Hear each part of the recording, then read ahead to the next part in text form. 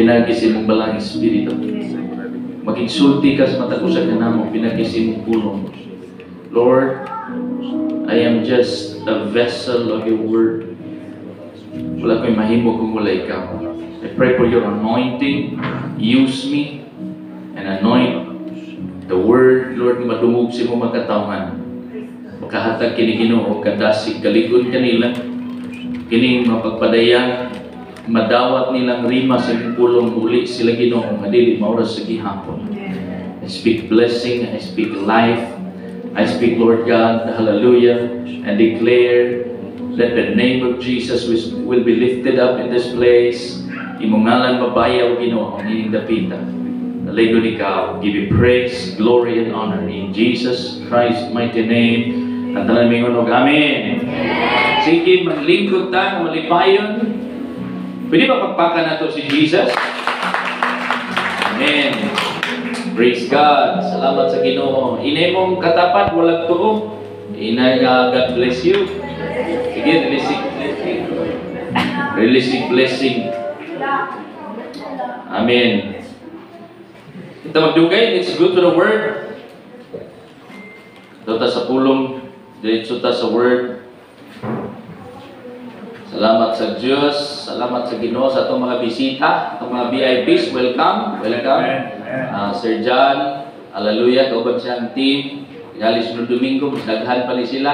Praise God, natay bagong life group sa Nubatchera, mga kaigsunan, mga sila na itong life group. O salamat sa kinabuhi ni Pastor Percival Gabawa na mausap ang nangalagad sa ilaha o i-turn over sila din sa atong church.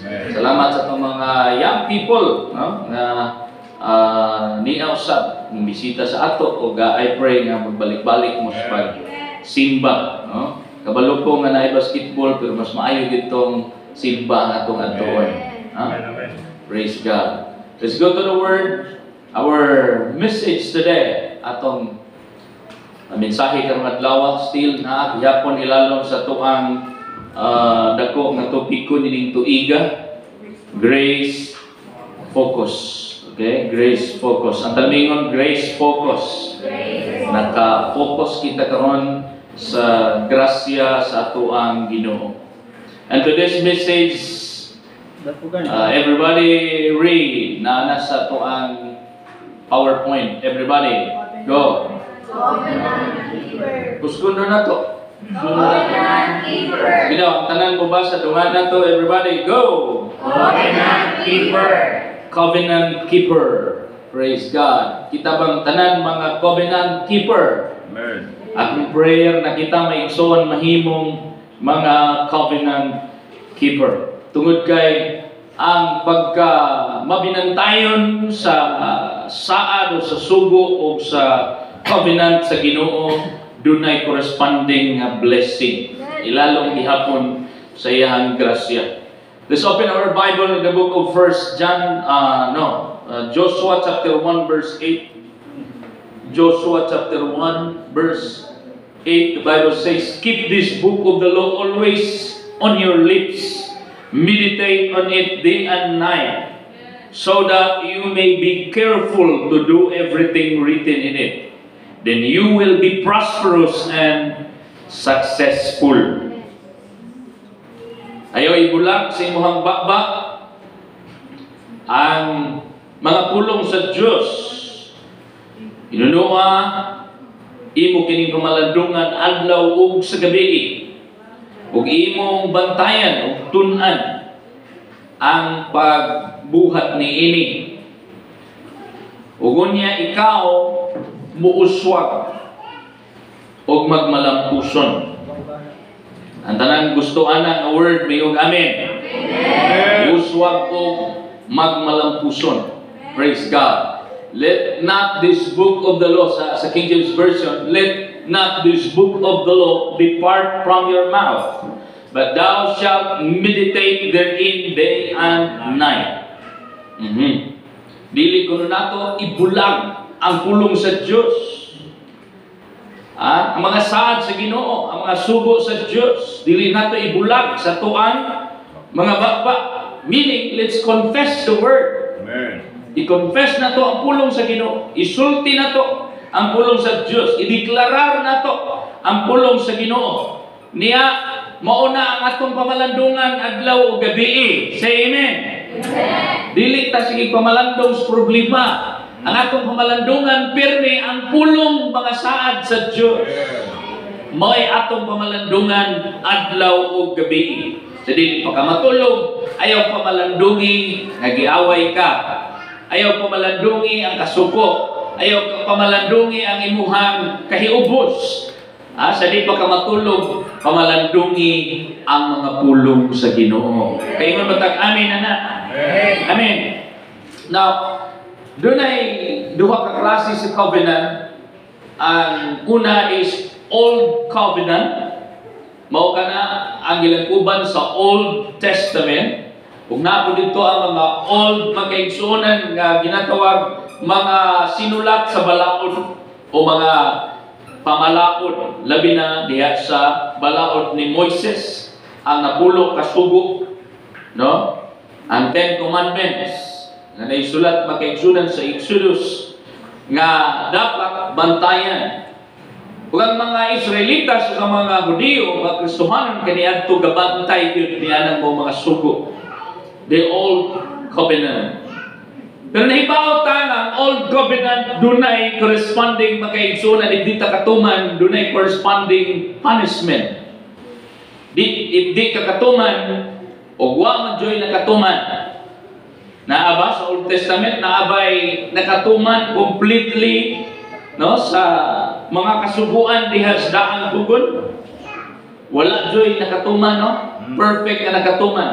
Daghang gabantay pero wala makaigsuonan matuman gayon ang tanan nga naisulat diha sa sugo. Even ang mga characters sa natong nabasa diha, even makaigsuonan si Moises himself nga mo'y gasulat, even siya labag po na fail po niya makaigsuonan. Si Aaron o uban pang mga karakter diya sa Biblia, they all failed makaigsuonan, no, in keeping God's covenant.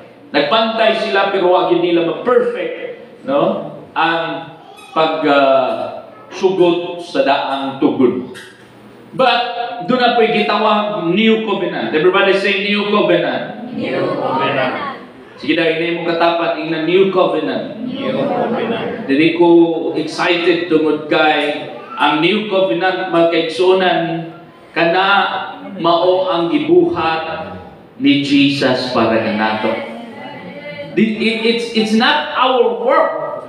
It's the finished work of our Lord Jesus Christ dito sa cross sa Calvary. Kanina atong pagigambitan ang communion, no, because we believe na ang paghinumdum sa gibuhat ni Jesus, ang pagpakighiusa, no, as we partake the communion, is like ato makaigsunan nga gihiusa atong kaugalingon diha sa finished work ni Jesus dito sa cross. Ingon diri sa Jeremiah 31 verse 31 to 34, open your Bible. Kay damay niingon nga daang tugon na gihapon. Ug ang daang tugon kinahanglan gihapon gyud nga tumanon. Yes, wa may supak ana na what is written in the Old Testament still ato gihapon batayan, alangan man pupatay ka. Di ba din gihapon ta mo patay, no? Ayun din ha. Ang napuo kasugo ato gihapon bantayan. Pero ang ato karon makaigsunan nga pagbantay sa napulo kasugo dili na base, no, sa atong nature, sa atong kaugalingon, but based na sa finished work ni Jesus Christ.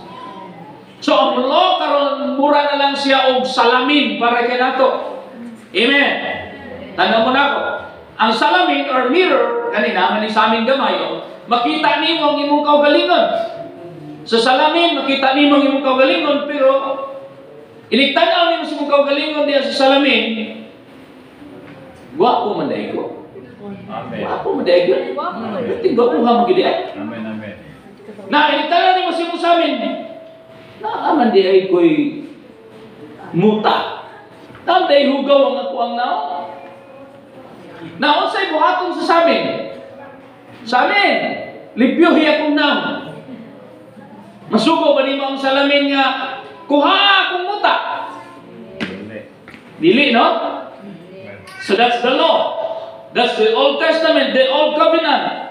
Mura lang na siya og atong salamin. Well, makita nato ang atong mga defect, makita nato ang atong kaayo, kita nato atong kagwapo, atong our beauty and our mistakes, makita nato sa salamin. So, that's the law. It's like a mirror. Mura siyang salamin na kaigsunan, nga tungod ni ana, makaibaw kita, no, kung sakto ang atong ibuhat o dili. Pero dili siya makausap nato.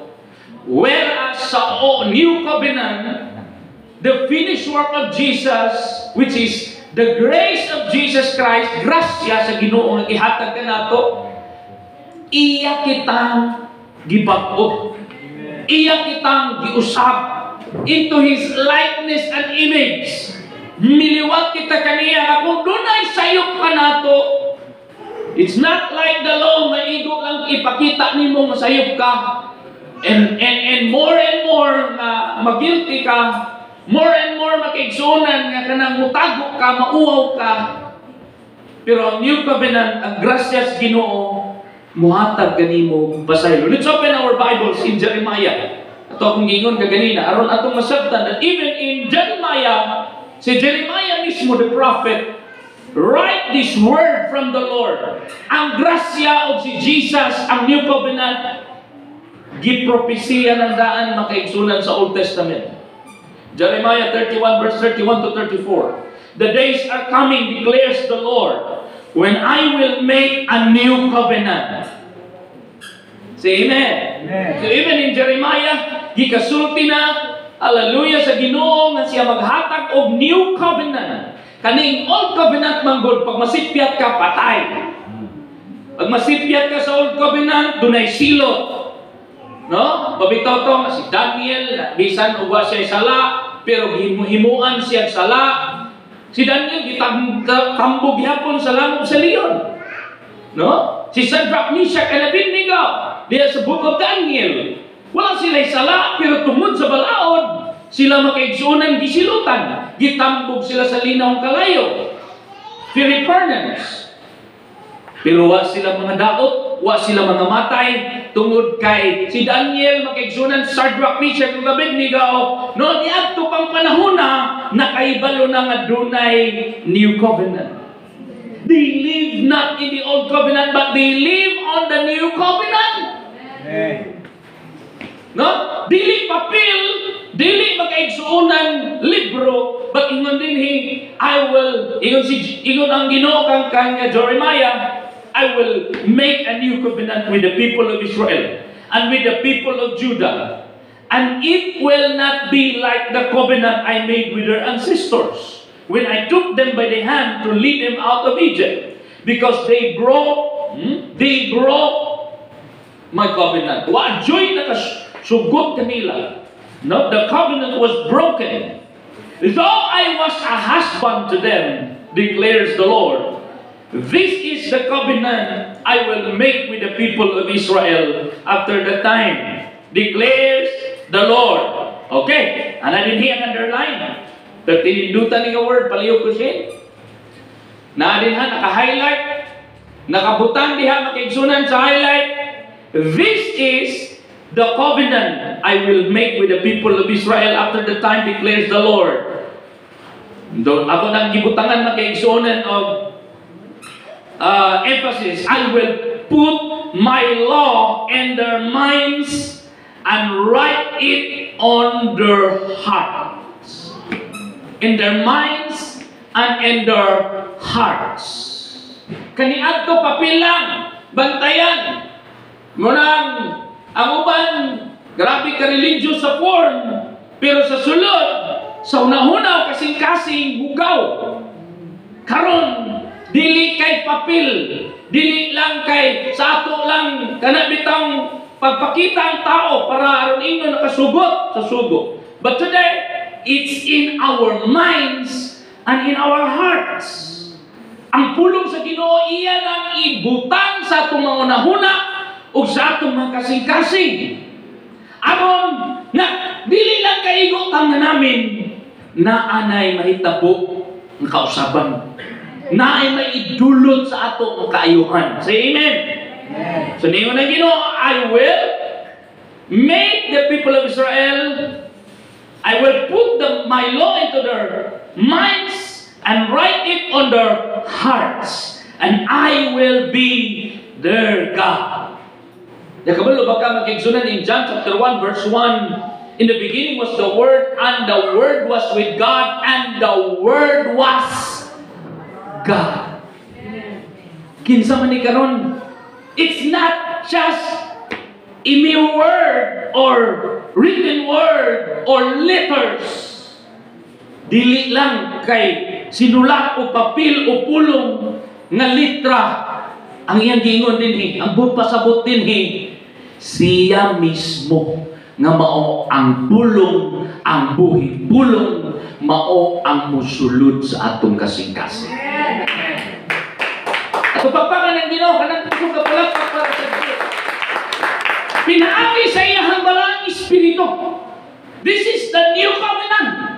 Pinaagi sa gasa sa balang espiritu ang Dios karon mauna ang maghari sa atong hunahuna o sa atong kasing-kasing. I will be their God, and they will be my people. No longer will they teach their neighbor or say to one another, know the Lord, because they will all know me. Tanawan. Kana bitaw imong silingan, makaila ra ba gyud na kung tinuod gyud ka Kristohano. Mailhan sa imong sinultihan, mailhan sa imong batasan, mailhan sa imong pagkaikaw. Muning giingon dili. Kung ang pulong sa Ginoo naa na sa tunahuna sa atong kasing-kasing, ang Dios mismo nagpuyo na sa atong kinabuhi, pinagi siyang balang espiritu. Ang ato punong mga silingan, bisag di daw nato walihan, muuban nato. Makailas Ginoo. Nga naman, tungod kay naay mugawas sa atong bakba, gikan sa atong kasing-kasing nga mga pulong sa Ginoo. Amen. The praises of God will come out because the Bible says in Matthew, out of the abundance of the heart, the mouth will speak. Kung ang pulong sa Ginoo mo'y nasa itong kasing-kasing, ang pulong sa Ginoo mo'y mulitok sa itong baba. Pero kung ang kagoon mo'y nasa itong kasing-kasing, puros problema ang mugawa sa itong baba. Kung maunay nasa itong unahuna, maunay musunod sa itong kasing-kasing, maunay mugawas sa itong baba, maunay mugawas sa itong ekspresyon, maunay mugawas sa itong kinaiya. Amen? Amen ba? Muna nga di tamating ha? Kung nainong tanaw ni ana nga ito ang aksyon o liho, it's because tingaling wala makaigsunan magpuyo ang pulong sa Ginoo sa atong mga kinabuhi, sa atong kanahuna, sa atong kasing-kasing. So ngayon, hindi makaigsunan. From the least of them to the greatest, declares the Lord, I will forgive their wickedness, and I will remember their sins no more. Pakpakan daw nato ang ginawa namin sa Binisaya. Ingon diha pagkasulti, gikan sa gamay hangtod sa labing dako, no? Gikan sa labing bata ngadto sa labing tiguan, ningon ang Dios, akong pasayloon ang tanan nilang mga kasalanan o dili na nako hinumduman pa ang ilang mga sala. That's grace. Grasya na. Kanang gipardon, gikalimtan sa Ginoo. No? Dili lang kay forgive but gipardon. Gibagto. O say pasabot anang gipardon. Kana bitaw piniriso. Pag dili na siya pardon, human niya yung sentensya, no? Ex-convict na siya. Pero pagka gipardon ka, inigawas nimo di ka ex-convict. Dili ka ex-convict nga naman. kay gipardon ka, wa na gyud bisang gamayng record na nakasala ka or napriso ka. Amen? Sumuling ingon din, papason niya, kalimtan niya ang tanan. Wa dyan sa hinumduman. Abi ni mo kinsalay na hinumdum na nakasala ka, nasayop ka, ikaw raw. Guilty gyapon ka, o di ba ka imong silingan? O di ba ka naapay nagsigit pa hinumdum nimo ang yawa?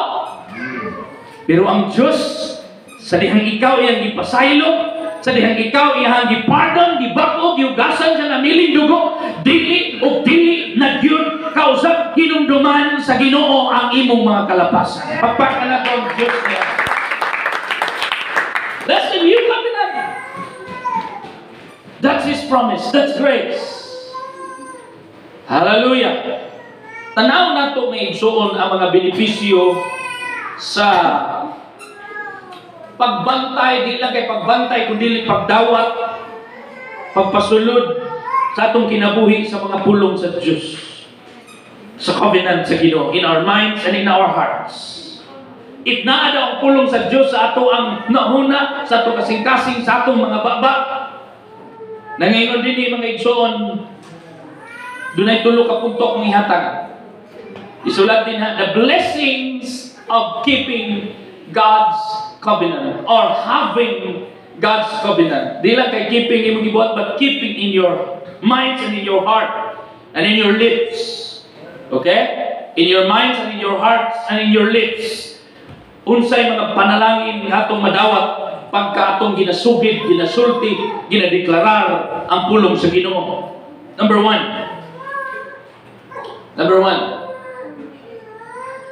Everybody read. Go! Gusto na itong basa. Tanan mo basa kusog. Go! Protection! Pag ganindot, no? Pag ang pulong sa Diyos, ang new covenant sa Ginoo, nasa itong rahuna, nasa itong kasing-kasing, o gideklarar sa itong baba, you are secure. You are protected. Hindi mo katapad, you are protected. You are protected. Sige, sa walang stoing na siya, protektado ka. Protektado tama kay igsunan. Psalms 121 verse 4 to 8. Nangingon din yung pulong sa Ginoo. The Lord watches over you. The Lord is your shade at your right hand. The sun will not harm you by day, nor the moon by night. The Lord will keep you from all harm. He will watch over your life. The Lord will watch over your coming and going, both now and forever. Forevermore. Praise the Lord. Mabitaw kanunay natong ginasulti ang pulong sa Ginoo. The Lord is my light and my salvation. Sa gisulti ni David. The Lord is my refuge. He is my strength. He is my defender. He is my shield. Kanunay na sa pulong na sa Ginoo ato nang ginadeklarar. That's protection. Another verse in the Bible, Psalms 91. Psalms 91. The whole book of Psalms 91, tibuok libro sa Psalms 91. Whoever dwells in the shelter of the Most High will rest in the shadow of the Almighty. I will say of the Lord, He is my refuge and my fortress, my God. Abi mo, tanaw mo sa ako. Tanaw mo din kaninga verse. Kitang tanan, dapat makamemorize kaninga verse. Psalms 91. The Word of God, atong ibutang sa itong mind, sa atong kasing-kasing, o atong i-confess sa itong baba. Every morning, dapat, kung pwede, atong i-confess kini Psalms 91. No? Because this is the Word of God for protection. Whoever dwells in the shelter of the Most High will rest in the shadow of the Almighty. Landong sa iyahan makaigsunan nga nino pa lang, kita iyahan ang proteksyonan. Silang nagpuyo kuno diha, no? Sa mga pako sa Dios. Nagapatabon sa landong sa iyang presensya, protektado. Niya siya makaingon nga Ginoo mo'y akong magbalantay, siya mo'y akong tamin. Siya mo'y akong Diyos, kaniya akong nagasalit. Then surely He will save you from the fowler's snare, and from the deadly pestilence. Say amen. Luwason ta sa Ginoo, sa mga katalagman. Luwason ta sa Diyos. He will cover you with His feathers. Tabunan na niya siyang mga pako. And under His wings you will find refuge. His faithfulness will be your shield and rampart. You will not fear the terror of the night, nor the arrow that flies by day, nor the pestilence that stalks at the darkness, nor the plague that destroys at midday. 1,000 may fall at your side, 10,000 at your right hand, but it will not come near you. You will only observe with your eyes and see the punishment of the wicked. If you say, the Lord is my refuge, and you make the Most High your dwelling, no harm will overtake you. Kung imo kuno isulti nga si Ginoong Hesus ang Dios mo imong magbalantay, o imong taming, o imong puyanan, imong manlalaban, wala kuno'y kadaot nga moabot kanimo. Say amen. Ideklarar na sa imong kinabuhi. Ideklarar sa imong pamilya. Ideklarar, no? Sa imo ha may igsoon nga negosyo, bisan asa ka mo adto, ideklarar kini mga pulong sa Ginoo. No disaster will come near you, near your tent.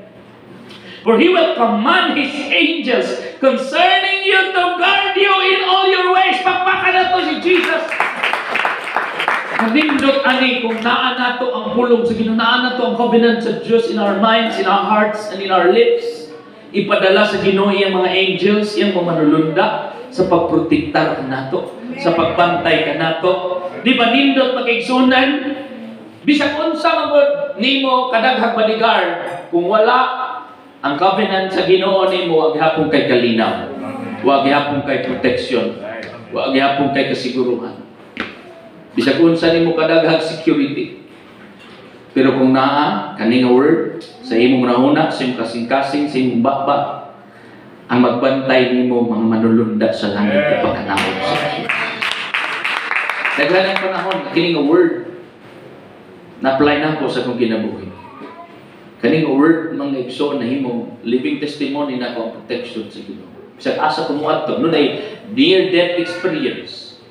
Ako mag-drive mga kaigsunan sometimes. Di nagtarong kag-drive pero naay mga drivers nga kanang abusado. Pero ilikay gihapon ta sa Ginoo.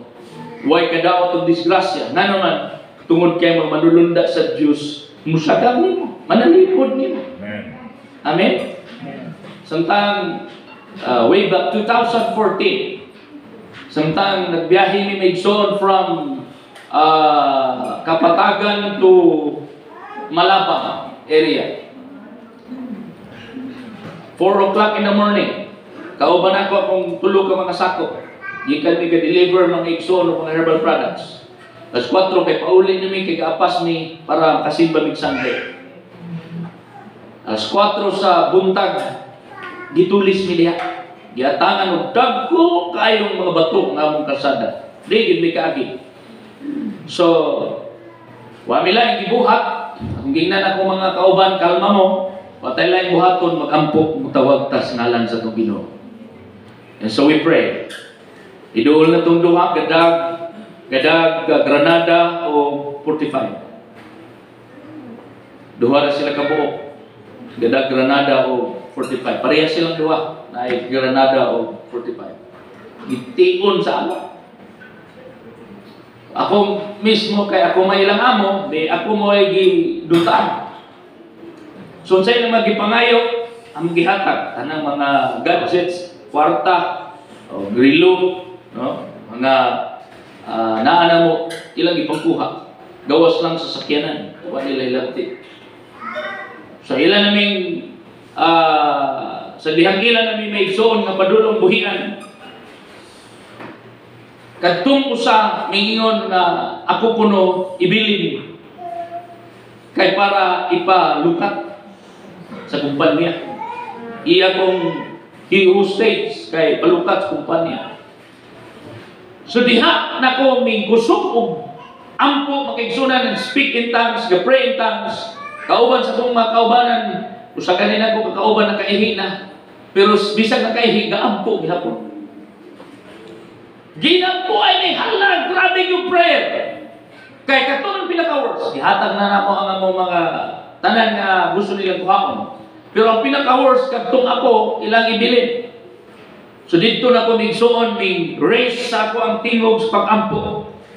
Speak in tongues, pray in tongues. Wa na ko nanumbaling ug saon nila basta kay di ko musubot. Kay way magwali pagka Domingo o mabiling kumatok.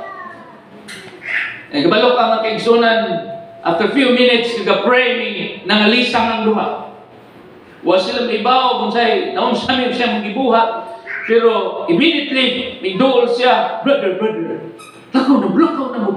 Sila pa mismo yung nagkuha sa mga bato.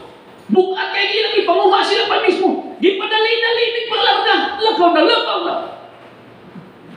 Yes, sa dihang nagpaandar na ni, padung na may mularga. Ningon ang duwa, pasensya na ka mo, pastor. Pastor, bandiay ka. Maman ka nagsulti. Pasensya na. Dili man ka mo ang among tuyo at dumang piskar. Kamu may nauna. Lakaw na mo, pastor. Ayaw ba yamiam po, pastor, na mga matay ni?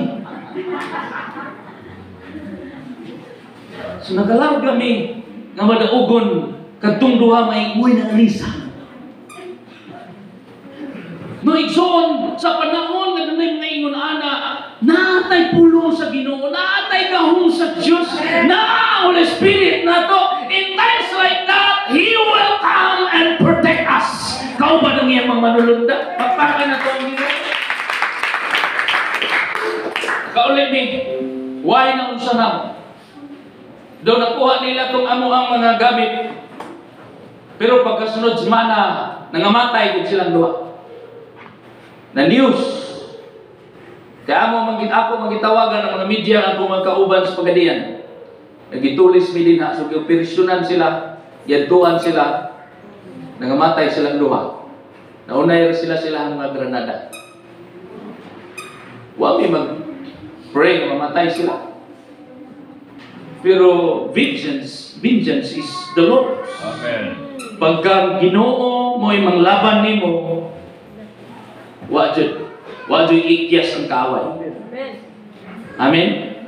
Mao na ang pulong sa Ginoo magkaigsoon. The word of God will protect us. Ingon niya din ha, iyang ipakanaog ang iyang mga angels para maprotektar nimo. Hinay mo katapan pag-usapi na naa kay anghel. Na kay anghel for protection.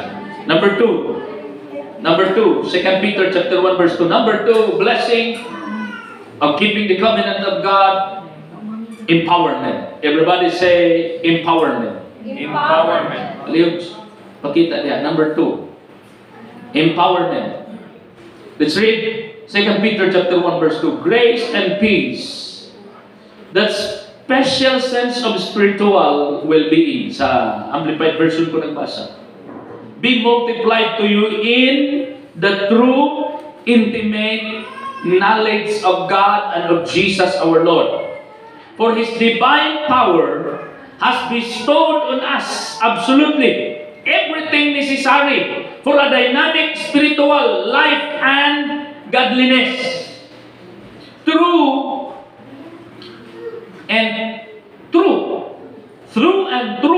and personal knowledge of Him who called us by His own glory and excellence. For this very reason, applying your diligence to the divine promises, make every effort in exercising your faith to develop moral excellence. Everybody say moral excellence. Moral excellence. And in moral excellence, knowledge, insight and understanding.